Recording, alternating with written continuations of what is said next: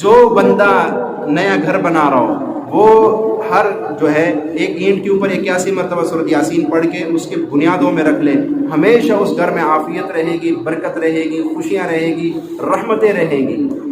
ورنہ کئی گھر بنتے اور بنانے والے جب گھر میں آتے کہہ رہے جب سے اس گھر میں آئے تو مسئلے ہی شروع ہو گئے، پریشانیاں شروع ہو گئی، بیماریاں شروع ہو گئی، اب کیا کرنا ہے، اب اس گھر کو جو ہے بیچ دیتے ہیں۔ کتنے تمناؤں سے بنایا تھا، آج وہ گھر بک رہا ہے۔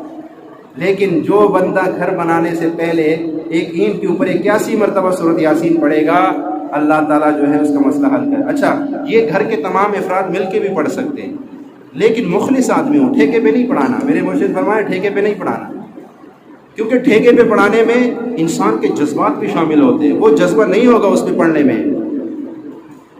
اور جب خود گھر والے بیٹھ کے پڑھیں گے ان کا جو جذبہ ہوگا وہ کچھ اور ہوگا۔ اور